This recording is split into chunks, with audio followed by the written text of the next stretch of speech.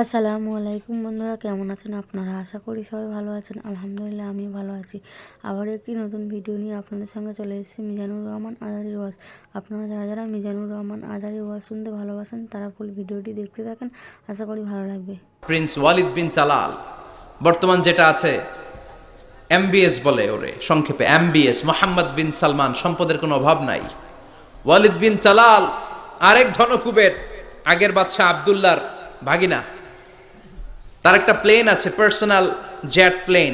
এই প্লেনটার 70% made of gold, 70% স্বর্ণ দিয়ে বানানো। Can you imagine? কল্পনা করতে পারেন? গত 2 বছর আগে আমি ব্রুনাই গিয়েছিলাম একটা প্রোগ্রামে। ব্রুনাইতে আছে পৃথিবীর সবচাইতে বড় প্যালেস, রাজপ্রাসাদ, নাম ইস্তানা নুরুল ইমান। প্রায় 2000 কক্ষ আছে ওই রাজপ্রাসাদের ভেতর। এটার মালিক হচ্ছে ব্রুনাইয়ের বাদশাহ সুলতান হাসান আল বালখিয়া। গ্র্যান্ড হায়াত নামে একটা হোটেল আছে, ওটার মালিক।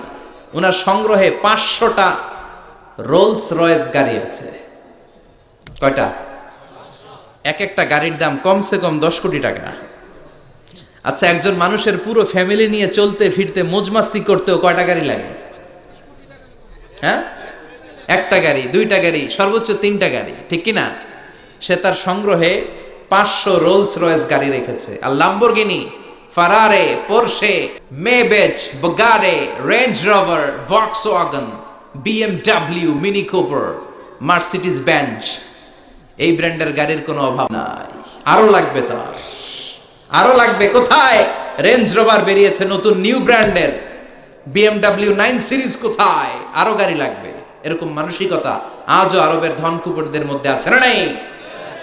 এজন্য আল্লাহ বললেন, খবরদার, সম্পদ তোমাদেরকে পাগল বানিয়ে দিয়েছে। আলহাকুমুত তাকাসুর, এই সম্পদের মায়া কোনোদিন তোমাদের কমবে না। হাত্তা যুরতুমুল মাকাবির, যতদিন না তোমরা কবরের ভেতরে ঢুকবা। ইসলাম সম্পদ উপার্জন করতে বাধা দেয় না, তবে সেটা হতে হবে হালাল পন্থায়, ঠিক কিনা? কারণ হালালে বরকত দিয়েছে কে? হারামে কোনো বরকত আছে? চিল্লায় বলেন। আচ্ছা বলেন তো, গরু খাওয়া হালাল না হারাম? কুকুরের গোশত খাওয়া হারাম। বাংলাদেশে কি বেশি বেশি গরু জবাই হয় না কুকুর? গরু। গরু বছরে বাচ্চা দেয় কয়টা? একটা। কুকুর বাচ্চা দেয় কয়টা? 6টা 7টা, অনেকগুলো। তারপরেও বাংলার জামিনে গরু বেশি না কুকুর বেশি? সুবহানাল্লাহ পড়বেন না? গরু খাইলামও বেশি, গরু জবাই করলামও বেশি, আবার গরু বাচ্চাও দিল কম। কুকুর খাইলাম না, কুকুর জবাইও করলাম না, কুকুর বাচ্চা দিল অনেক, কিন্তু কুকুর কম, গরু বেশি। কারণ গরু খাওয়া হালাল, আর হালালে বরকত ঢুকিয়ে দিয়েছে কে? আল্লাহ। এজন্য আল্লাহ বললেন, গোলাম হালালে বরকত, হালাল পন্থায় কোটি কোটি টাকার মালিক হন, ইসলামে বাধা নাই। তবে নিসাব পরিমাণ সম্পদ হলে যাকাত দিতে বলেছে কে? ওয়াফি আমওয়ালিহিম হাক্কুন লিসসাইলি ওয়াল মাহরুম। তোমার সম্পদের মালিক শুধু তুমি নও, না খেয়ে থাকা সমাজের গরিবদের ওই সম্পদে ভাগ আছে না নাই? অনেকে যাকাতের শাড়ি দেয়, যাকাতের লুঙ্গি দেয়। যাকাতের শাড়ি বলতে, যাকাতের লুঙ্গি বলতে কোনো লুঙ্গি নাই, ঠিক কিনা?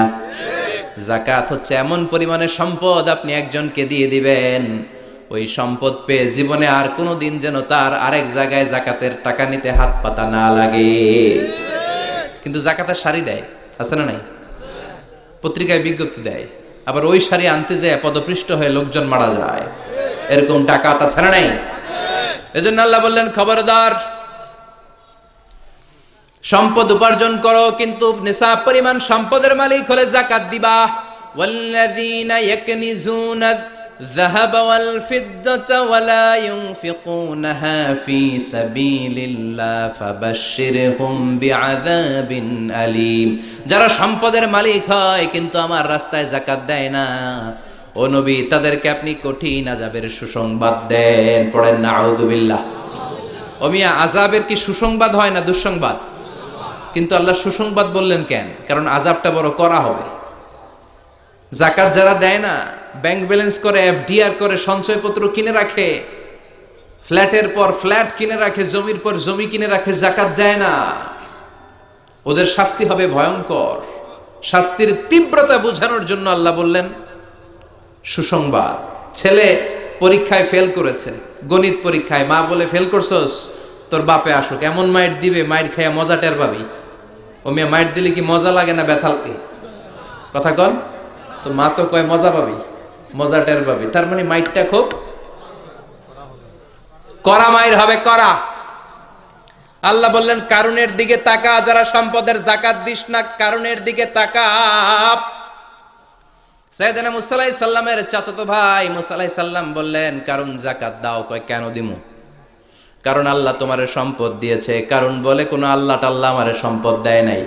ইন্নামা উতিতুহু আলা ইলমিন ইনদি, আমার বুদ্ধি খাটিয়ে সম্পদের মালিক আমি হয়েছি। আমার ব্রেন খাটাইছি মিয়া, বুদ্ধি খাটাইছি, মাথার ঘাম পায়ে ফেলে আমি সম্পদ কামাইছি, কোনো জাকাত টাকাত দেব না। সাইয়েদনা মুসা আলাইহিস সালাম বললেন দাওয়াত দেওয়ার দায়িত্ব আমার, দাওয়াত দিলাম, যাকাত দাও, না হলে কঠিন আযাব তোমার উপর চেপে বসবে। কারণ বলে পারলে তুমি শাস্তি নিয়ে আসো।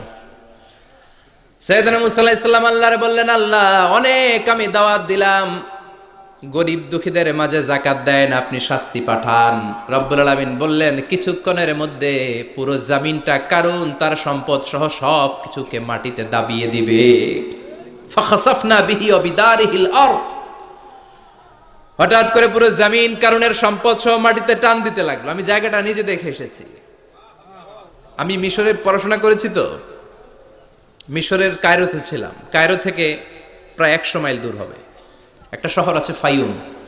এই ফাইউম শহরে বহাইরা কারুন, কারুনের সব সম্পদ সহ বাড়িঘর সহ জমিন যেখানে দাবিয়ে তাকে জমিনের ভেতরে বুক গর্ভস্থ মাটির ভেতরে ঢুকিয়ে ফেলেছে, ওই জায়গাটা আজও ঠিক ওই রকম আছে। ওখানে একটা লেক হয়ে গিয়েছে, হ্রদ। মিশরীরা এখন মাছ ধরে। জমিন তাকে ভিতরে টানতে লাগলো, হাঁটু পর্যন্ত টেনে ফেলার পরে সে বলে আমি উঠে যাব। কোমর পর্যন্ত মাটির ভেতরে গেড়ে গেল, সে বলল আমি বেঁচে যাব। এবার গলা পর্যন্ত যখন দেহটা মাটিতে দেবে যায়, এবার হাত তুলে বলে মুসা সব সম্পদ তোমার, আমারে বাঁচাও। এমন ভালো মানুষ, সোজা আঙ্গুলে কি সব সময় উঠে দা। ও মুসা সম্পদ নাও, আমারে বাঁচাও, বাঁচতে চাই। সাইয়েদনা মুসা বলে দ্য টাইম ইজ আপ, সময় শেষ। যখন দাওয়াত দিয়েছি তখন যদি দাওয়াত মেনে নিতা বেঁচে যেতা, এখন আমারও কিছু করার নাই, আমি গেলাম। ইয়াতাজালজালু ফিল আরদ হাত্তা ইয়াউমুল কিয়ামা, প্রতিদিন সহিহ বুখারীর বর্ণনা 1 বিঘত পরিমাণ আল্লাহ তাআলা জামিনকে আদেশ দিয়েছেন কারুন এবং তার সম্পদকে প্রতিদিন 1 বিঘত করে জামিনের ভেতরে নিতে থাকবে up to the day of judgment. কিয়ামত পর্যন্ত কারুন তার সম্পদ সহ জমিনের ভিতরে যেতেই থাকবে, যেতেই থাকবে। চিল্লায় পড়েন সুবহানাল্লাহ। এজন্য আল্লাহ বললেন সম্পদ তোমারে বাঁচাতে পারে না, ক্ষমতা তোমারে বাঁচাতে পারে না, বাঁচাতে পারে একজন, তিনি কে? আল্লাহকুমুত তাকাসুরু হাত্তা যুরতুমুল মাকাবির, দুনিয়ার সম্পদের লোভে পড়ে আখিরাতকে তোমরা বেমালুম ভুলে গিয়েছো। এই গাফলতি তোমাদের থামবে না যতক্ষণ না তোমরা কবরে ঢুকবা। কার কথা? আল্লাহ। এজন্য যাকাত দেওয়ার দরকার আছে না নাই?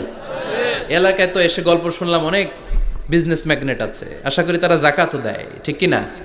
আপনাদের মধ্যে থেকে যারা ধনী আছে তাদেরকে পৌঁছাবেন যে যাকাত না দিলে কারুনের মতো পরিণতি করে দিতে পারে কে? সম্পদগুলো কিয়ামতের দিন পেঁচাতে পেঁচাতে কোমর পর্যন্ত পেঁচাবে, আবার পেঁচাতে পেঁচাতে গলা পর্যন্ত পেঁচিয়ে ছবল দিয়ে বলবে আনা মালুক আনা কানজুক, আনা মালুক আমি তোর মাল, আমি তোর সম্পদ, আনা কানজুক আমি তোর ব্যাংক ব্যালেন্স, আমারে খা। এক একটা ছবলের চোটে পুরো দেহটা 70 গজ জামিনের ভেতরে চলে যাবে।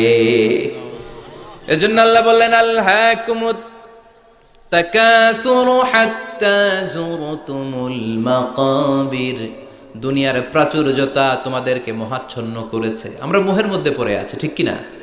আমাদের চলাফেরা, কথাবার্তা, লাইফস্টাইল দেখলে মনেই হয় না যে আমরা মরব, মনে হয় যে 1000 বছর রাজত্ব করতে আমরা এসেছি, কেউ আমাদেরকে থামাতে পারবে না, কোনোদিন আমাদের মরণ হবে না। চিল্লায় বলেন ঠিক কি না? ভিডিওটি ভালো লাগলে একটি লাইক, কমেন্ট ও শেয়ার করে পাশে থাকবেন বন্ধুরা। যারা যারা শেষ পর্যন্ত ভিডিওটি দেখেছেন তাদের জন্য অনেক অনেক ভালোবাসা থাকলো বন্ধুরা। আর নতুন নতুন ভিডিও পেতে চ্যানেলটিকে সাবস্ক্রাইব করে পাশে থাকবেন বন্ধুরা। ভালো থাকবেন, ধন্যবাদ।